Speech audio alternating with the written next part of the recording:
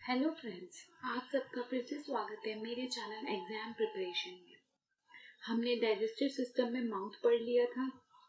जिसने वो वीडियो नहीं देखा है प्लीज जाके वो वीडियो देखिए। डाइजेस्टिव सिस्टम में आगे पढ़ेंगे हम लोग डाइजेस्टिव ऑर्गन्स, जो आगे माउथ कैविटी या बकल कैविटी और विद देयर रिस्पेक्टिव ग्लैंड्स के बारे में भी पढ़ेंगे। हम लोग सीरीज वाइज चल रहे हैं, ठीक है। सबसे पहले हमने माउथ पढ़ लिया, तो आगे की डाइजेस्टिव ऑर्गन्स देखेंगे, ठीक। और ये इम्पोर्टेंट लेक्चर इसलिए भी है क्योंकि इसमें बहुत ज़्यादा इम्पोर्टेंट क्वेश्चंस डिस्कस करेंगे जो हम लोग पिछले एग्जाम में पूछे गए हैं और जो एग्जाम में आगे पूछे जा सकते हैं। सबसे पहले हम वो देखते हैं जो मैंने प्रीवियस लेक्चर में अपने क्वेश्चंस किए थे, कुछ जनरल क्वेश्चंस किए थे आपसे, उसके आंसर देख लेते हैं, ठीक है। तो एक्सक्रीटरी सिस्टम का मेन ऑर्गन किडनी होता है। ब्रेन का वेट 1400 ग्राम एंड 1.5 किलोग्राम्स में होता है। बोन्स की स्टडी को हम लोग ऑस्टियोलॉजी कहते हैं।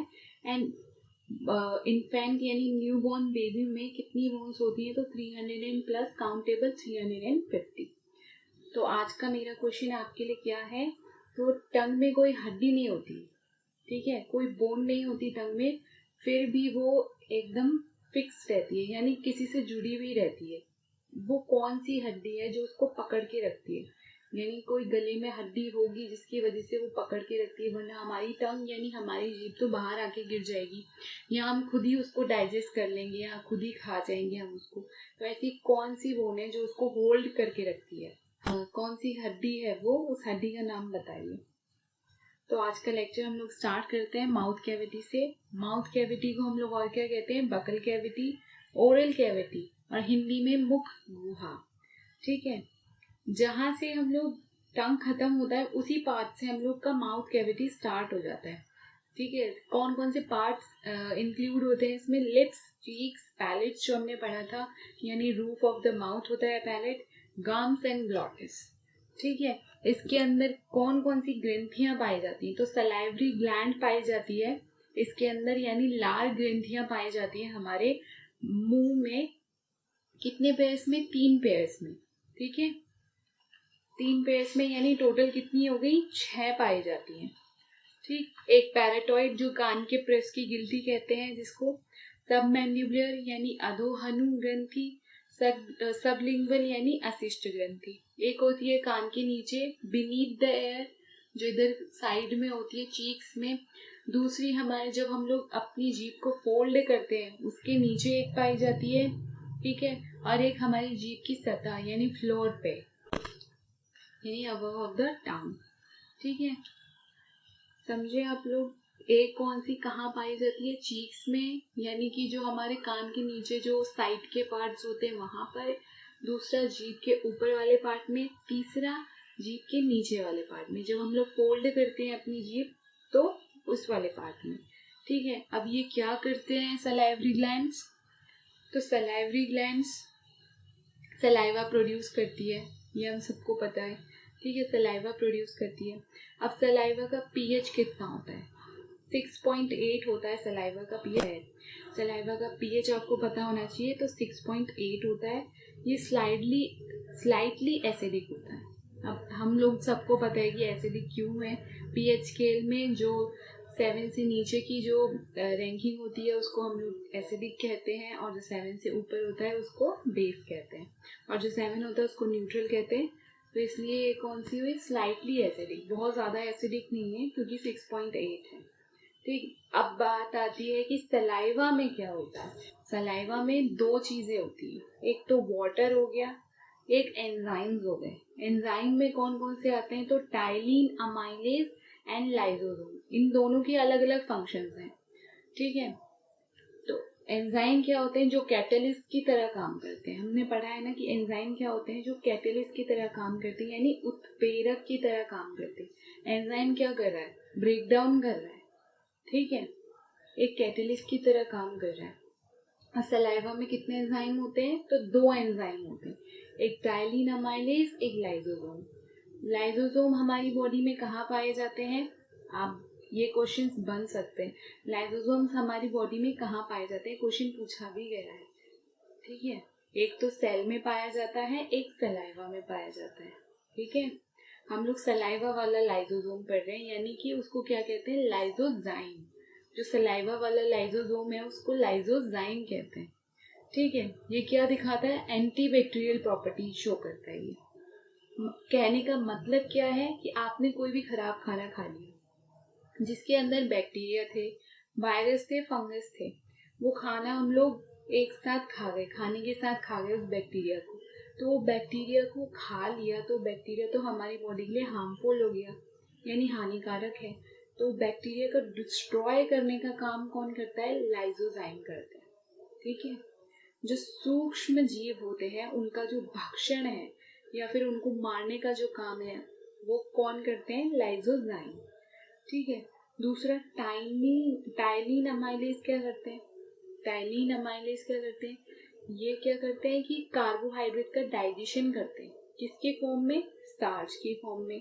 हमको पता है कि हमने कितने तरीके के डाइट में फूड लिए थे, कितने तरीके के पार्टिकल लिए थे, हमने पढ़ा था, कार्बोहाइड्रेट, फैट एंड लिपिड्स। ठीक है, तो ये किसका डाइजेशन करा रहा है, कार्बोहाइड्रेट का डाइजेशन टाइलिन अमाइलेज करा रहा है। ठीक है, तो कितना परसेंट हो जाता है, यानी 30% टाइलिन अमाइलेज तो करा देता है कार्बोहाइड्रेट का जो यानी start of the digestion of carbohydrate is by ptyalin amylase. और कितना परसेंट, तो अप्रोक्स में 30% करवाता है। ये तो बस बोल देता है कि हम 30% करवाएंगे, बाकी का फिर बाद में आगे देखेंगे, बाकी का स्मॉल इंटेस्टाइन में होता है दूसरे एंजाइम के द्वारा। ठीक है, तो सबसे पहला जो ब्रेक डाउन करता है, क्वेश्चन यहीं से बनता है, जो सबसे पहला ब्रेक डाउन करता है कार्बोहाइड्रेट का वो कौन करता है, वो कौन सा एंजाइम करता है, तो वो कौन सा एंजाइम करता है, टाइलिन अमाइलेज। ठीक है, दूसरा, जैसे इंस्टेंट एनर्जी के लिए कोई भी डॉक्टर बोलता है ना कि चीनी खाओ या फ्रूट्स खाओ, क्यों, क्योंकि जो डाइजेशन है वो माउथ से स्टार्ट हो जाता है। जैसे हम लोग ग्लूकोज खाते हैं इंस्टेंट एनर्जी के लिए, तो वो क्यों, कार्बोहाइड्रेट ही तो हमने पढ़ा था ग्लूकोज में टूट रहा है, फिर ग्लाइकोजन में टूटता है और छोटे पार्टिकल्स में। ठीक है, तो वो क्यों होता है, क्योंकि वहीं से स्टार्ट हो जाता है हमारा डाइजेशन। इसीलिए कार्बोहाइड्रेट ज़्यादा हम लोग अपने डाइट में लेते हैं, जिससे एनर्जी जल्दी हमें मिलती है हमारी बॉडी को। ठीक है, इसको क्वेश्चन पूछे जाते हैं एग्जाम में इससे कि सबसे पहला जो ब्रेक डाउन होता है हमारे कार्बोहाइड्रेट का, वो कहाँ स्टार्ट होता है, माउथ में स्टार्ट हो जाता है, और कौन सा एंजाइम करता है, तो टाइलिन अमाइलेज करता है। ठीक है, हम लिखिए यहाँ ये सैलाइवरी ग्लैंड्स है, ये माउथ है, यहाँ पे होता है कहीं फेरिंग्स जो सेपरेट करता है विंड एंड फूड पाइप को। फिर तीसरा जो मेन होता है वो है ईसोफेगस, फूड पाइप जिसको कहते हैं, ग्रास नली, और जिसको आहार नली भी कहते हैं हिंदी में। ये लॉन्ग डक्ट होती है, मिलीमीटर में पूछा जाए तो 25, एंड अगर पूछा जाए फीट में तो 33 फीट।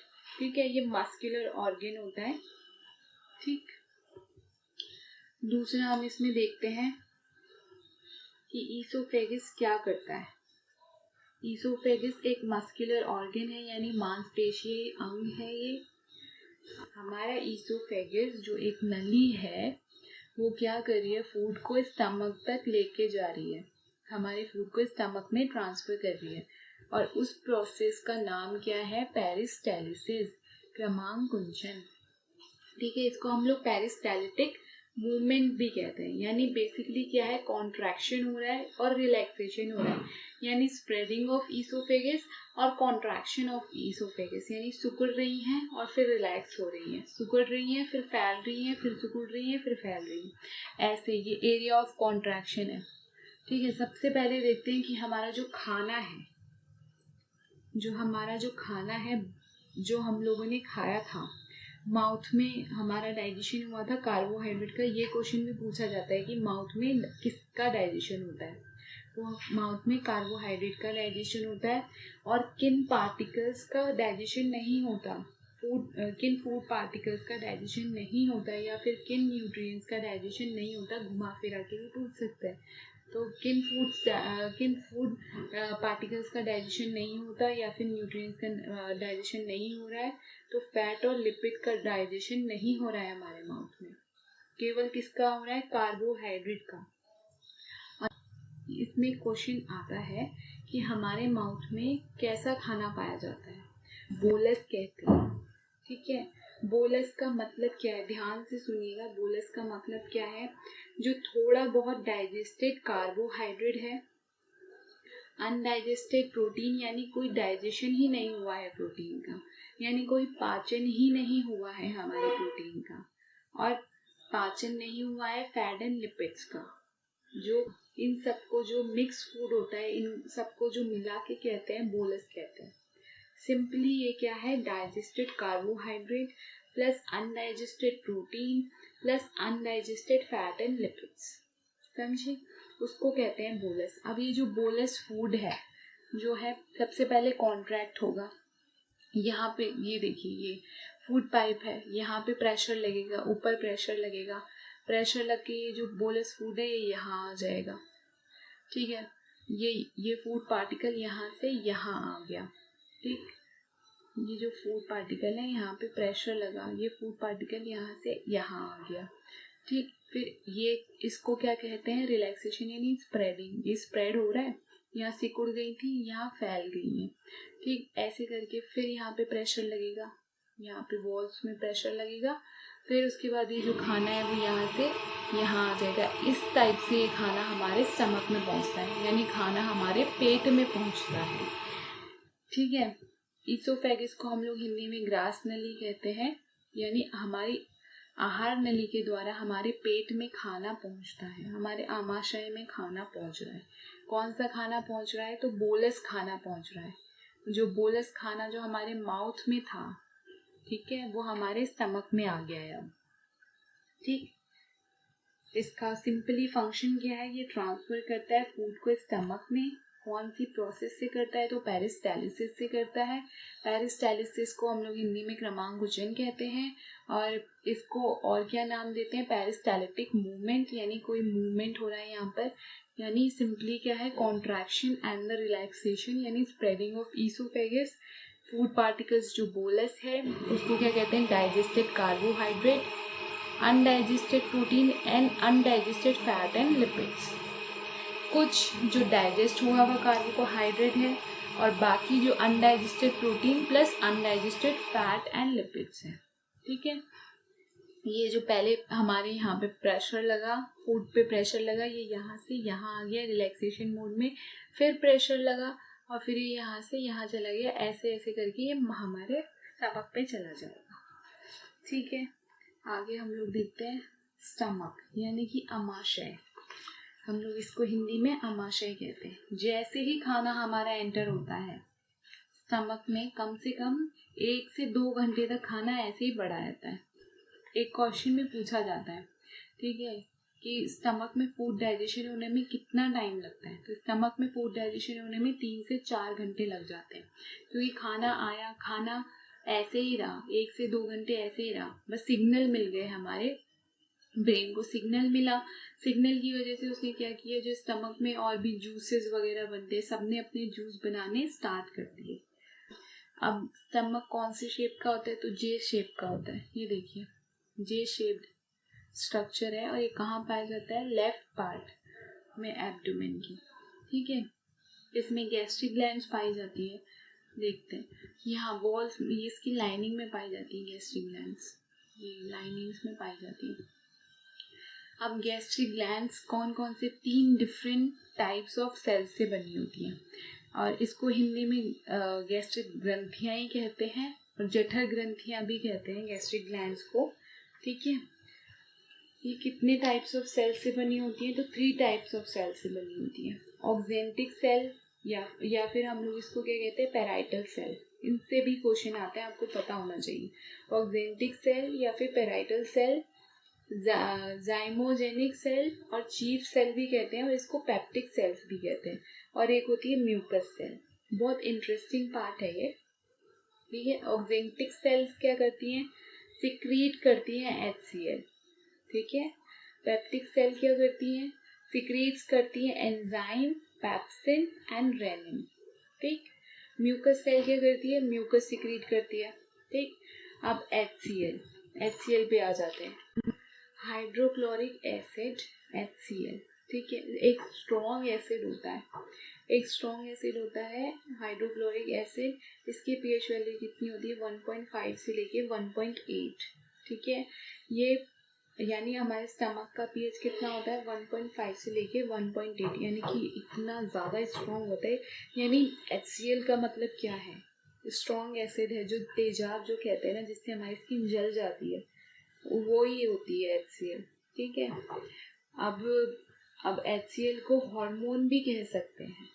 हार्मोन होता नहीं है, बट हार्मोन कह सकते हैं। एक क्वेश्चन पूछा गया था एग्जाम में कि ऐसा कौन सा सब्सटेंस है हमारी बॉडी में जिसको हम लोग हार्मोन भी कह सकते हैं, ठीक है। तो हार्मोन हम लोग HCl को कह सकते हैं, पर क्यों कह सकते हैं? हार्मोन मतलब क्या है? हार्मोन मतलब कि हम लोग हार्मोन डेली लाइफ में नहीं लेते हैं, यानी बाहर से नहीं लेते हैं हम लोग। हमारे हार्मोन अपनी बॉडी के अंदर ही पाया जाता है, और वो जेनेटिक होता है, ठीक है। यानी हमें अपनी मम्मी के पेट से मिलता है। जो भी हार्मोन है हमें अपनी मम्मी से मिलता है। सबके अंदर हार्मोन्स होते हैं, लेकिन हम लोग हार्मोन के लिए हम लोग दवाई तो नहीं खाते हैं, या हम लोग बाहर से लेते हैं। जैसे हम लोग न्यूट्रिएंट्स बाहर से लेते हैं, मिनरल्स बाहर से लेते हैं, प्रोटीन बाहर से लेते हैं, कार्बोहाइड्रेट हम लोग अपनी डाइट में लेते हैं, लेकिन हार्मोन तो हम लोग कोई डाइट में लेते नहीं है, ठीक है। ये एज इट इज होता है, यानी जेनेटिक होता है। जैसे इंसुलिन हार्मोन है, कैल्सिटोनिन हार्मोन है, समझ लीजिए ऐसे। हम लोग बाहर से तो ले नहीं रहे हैं, ठीक है। ये तो हम लोग अपनी डेली लाइफ में नहीं ले रहे हैं ना, डेली रूटीन में नहीं ले रहे हैं, ये तो हमारे अंदर ही है, ठीक है। कोई भी चीज हम लोग जो बाहर से नहीं ले सकते हैं उसको कहते हैं हार्मोन, ठीक है। हमारे बॉडी में ये जेनेटिक ही है ये, ठीक है। और जिसकी क्वांटिटी कभी भी कम ना हो, अगर कम होती है तो इंजेक्शन लेने पड़ते हैं। जैसे इंसुलिन का इंजेक्शन लगता है, इंसुलिन का इंजेक्शन किस में लगता है? डायबिटीज में लगता है। जब डायबिटीज कम हो जाती है, इंसुलिन की मात्रा बननी कम हो जाती है, तब ये इंसुलिन के इंजेक्शन लगते हैं। लेकिन HCl तो हम लोग बाहर से पी ही नहीं सकते, ऑफकोर्स हम लोग बाहर से नहीं पी सकते हैं, ठीक है। HCl तो हम लोग बाहर से नहीं पी सकते हैं, ठीक है। HCl तो अगर हम लोग पियेंगे बाहर से तो हम तो ऐसे ही जल जाएंगे, हमारा मुंह तो पूरा जल जाएगा, हम तो पी ही नहीं सकते। ऐसे भी क्वेश्चन पूछा जाता है कि किस एसिड को हम हार्मोन का नाम दे सकते हैं, तो हार्मोन का नाम हम लोग HCl को दे सकते हैं। और दूसरा काम क्या होता है? ये क्या करता है? किल करता है माइक्रो ऑर्गेनिज्म में, ठीक है। जैसे हमने खाना खाया, कुछ खराब पार्टिकल्स खा लिए, ठीक है। अब सलाइवा में पहुंचे तो लाइसोजाइम ने किल कर दिया, और कुछ जो बच गए हमारे पार्टिकल जो स्टमक में आ गए, उनको कौन किल करेगा? तो उनको HCl किल करेगा, ठीक है। चौथा काम क्या होता है इसका? जो मेन फंक्शन होता है इसका, ये एक्टिवेट करता है किसको? एंजाइम को। और जब तक जो रेनिन और पेप्सिन जो एंजाइम दो पाए जाते हैं, ठीक है, ये दो एक्टिव फॉर्म में, ठीक है। इनकी इनएक्टिव फॉर्म कौन सी होती है? रेनिन की होती है प्रोरेनिन, और पेप्सिन की होती है पेप्सिनोरेन। इस पे भी क्वेश्चन बनता है कि जो इसकी इनएक्टिव फॉर्म होती है रेनिन और पेप्सिन की, उनका नाम क्या है? तो प्रोरेनिन है और पेप्सिनोजेन उनको कहते हैं। और जब HCl सिक्रीट होता है, जिसकी वजह से ये लोग एक्टिवेट हो जाते हैं, रेनिन और पेप्सिन एक्टिवेट हो जाते हैं। तीसरा हम लोग एसिडिटी यानी अम्लता, एक्सेसिव HCl सिक्रीशन, यानी कि एक्सेस में बनने लग जाता है HCl। क्यों बनने लग जाता है HCl एक्सेस में? हम खाना खा रहे हैं, हम ओवर ईटिंग कर ली हम लोगों ने, खूब मसालेदार खाना खाए जा रहे हैं, इतना खा लिया। कभी कभी हमें खाना इतना अच्छा लगता है कि हम लोग इतना खा लेते हैं, और खूब मसालेदार खाते हैं, तो जिससे पेट में जलन होने लग जाती है। अब पेट में बर्निंग होने लग जाती है, उसी को कहते हैं एसिडिटी। यानी HCl ज़्यादा बनेगा, pH और कम होगा, HCl का सिक्रीशन बहुत बढ़ जाएगा, और pH कितना हो जाएगा? कम हो जाएगा, जिसकी वजह से हमारे पेट में बर्निंग होने लग जाती है, जलन होने लग जाती है, HCl ज़्यादा रिलीज हो जाता है, ठीक है। तो हम लोग क्या पीते हैं? हम लोग क्या ले लेते हैं? उसमें इनो लेते हैं हम लोग, जैसे यानी कोई भी बेस प्रोडक्ट लेते हैं जिसकी वजह से एसिड न्यूट्रलाइज हो जाए। हमने अपने स्कूल में पढ़ा है कि एसिड अगर ज़्यादा हो जाए यानी एसिडिटी हो जाए तो एसिड प्लस बेस न्यूट्रलाइज होके वाटर एंड सॉल्ट बना लेते हैं। ठीक है, इनो पीते हैं। इनो में क्या होता है, बेस पाया जाता है, यानी इनो में एक क्षार पाया जाता है जिसको हम लोग MgOH2 यानी कि मैग्नीशियम हाइड्रोक्साइड होता है। ठीक है, इसको हम लोग पानी में डाल के घोल के पी जाते हैं। इनो को तुरंत पीजिए, है ना, तुरंत पी जाते हैं, यानी एक बेस होता है। इसकी जगह हम लोग बेकिंग सोडा भी ले सकते हैं, खाने वाला सोडा, या बेकिंग पाउडर भी ले सकते हैं NaHCO3, जिसकी वजह से एसिडिटी कम हो जाती है। क्यों? क्योंकि एसिड प्लस बेस न्यूट्रलाइज होकर के सॉल्ट और वाटर बना लेते हैं। ठीक है, HCl के दो इतने सारे फंक्शन हो गए। अब हम लोग देखते हैं पेप्सिन क्या करता है, रेनिन क्या करता है। पेप्सिन जैसे ही एक्टिवेट होगा, पहले वो पेप्सिनोजन फॉर्म में था, जब HCl सिक्रीट हुआ तो एक्टिवेट हुआ जिससे पेप्सिन बन गया। ठीक है, अब जैसे ही पेप्सिन एक्टिवेट हुआ तो ये प्रोटीन के डाइजेशन में हेल्प करता है, प्रोटीन का पूरा प्रोटीन का डाइजेशन करता है। ठीक है, और किसकी फॉर्म में ले आएगा उसको, पेप्टाइड्स और पेप्टोन्स की फॉर्म में ले आएगा। ठीक है, पेप्सिन क्या करेगा, डाइजेशन करवाएगा प्रोटीन का, और किसकी फॉर्म में ले आएगा, पेप्टाइड्स या फिर पेप्टोन्स की फॉर्म में। और जो रेनिन होता है ये किसका पाचन करता है, किसका डाइजेशन करता है, तो दूध का डाइजेशन करता है, यानी मिल्क का डाइजेशन करता है। ठीक है, और कौन से प्रोटीन में कन्वर्ट कर देता है, केसीन में। अब मिल्क का जो व्हाइट कलर होता है वो किसकी वजह से होता है, ये क्वेश्चन पूछा जाता है, बहुत इंपॉर्टेंट क्वेश्चन है। तो ये मिल्क का जो व्हाइट कलर है वो केसीन की वजह से होता है। ठीक है, और एक गाय का दूध आता है जिसको जो स्लाइटली येलो कलर का होता है, हल्का सा पीला कलर का होता है, पीलापन होता है उसमें, वो किसकी वजह से होता है, कौन से एंजाइम की वजह से होता है, तो वो राइबोफ्लेविन और कैरोटीन की वजह से होता है। ठीक है, राइबोफ्लेविन और कैरोटीन की वजह से होता है। कैरोटीन हम लोग पहले बोलते थे, आजकल इसको हम लोग राइबोफ्लेविन बोलते हैं। यानी ऑप्शन अगर हमें दिखेगा इन दोनों में से कोई भी, तो हमें एक टिक कर देना है। ठीक है, और एक बहुत बार पूछा गया है कि बच्चों में सर्वाधिक मात्रा में कौन सा एंजाइम पाया जाता है, तो बच्चों में सर्वाधिक मात्रा में रेनिन पाया जाता है। क्यों? क्योंकि बच्चे दूध पीते हैं, नॉर्मली बच्चे सारे दूध पीते हैं। जब हम लोग बड़े होते जाते हैं तो हम लोग दूध कम करते जाते हैं, लेकिन बच्चे होते हैं तो हम लोग दूध पीते हैं, जिसकी वजह से रेनिन का एक्टिवेशन ज़्यादा होता है, एक्टिवेट ज़्यादा हो जाता है। जैसे बड़े होते जाते हैं, दूध अगर कम कर देंगे, दूध पीना कम कर देंगे, तो ऑब्वियसली रेनिन जो है वो सिक्रीशन होना उसका कम हो जाएगा। ठीक है, लेकिन बच्चों में कौन सा पाया जाता है, बच्चे दूध पीते हैं यानी रेनिन पाया जाता है, रेनिन की मात्रा ज़्यादा होती है। ठीक है, रेनिन एक्टिवेट ज़्यादा होता है।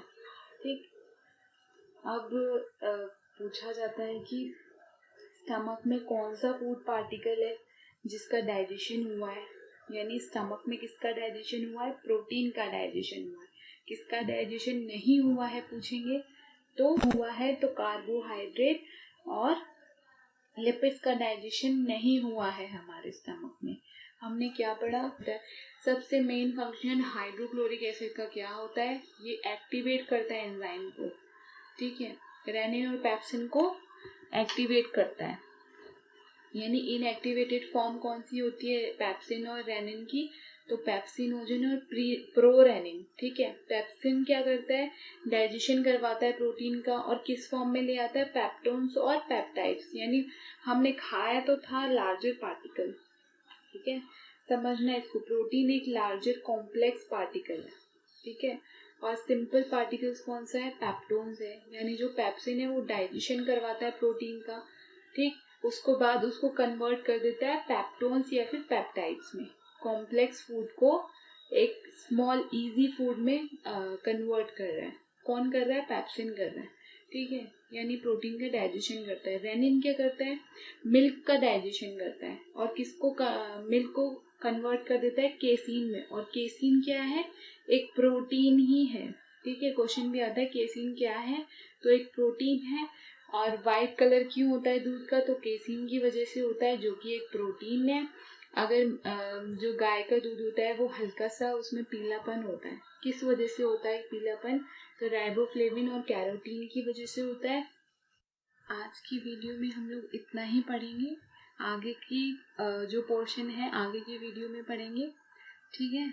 इसके बाद जो हम लोग का काइम जो है वो स्मॉल इंटेस्टाइन में जाएगा, यानी कुछ डाइजेस्टिव ऑर्गन्स हैं और जो ग्लैंड्स हैं, जो बची हुई ग्लैंड्स हैं वो आगे के लेक्चर में हम लोग देखेंगे उनके बारे में। और ऐसे ही अच्छे अच्छे क्वेश्चंस आपके लिए लाती रहूँगी, तो आप प्लीज़ मेरे चैनल को सब्सक्राइब कीजिए।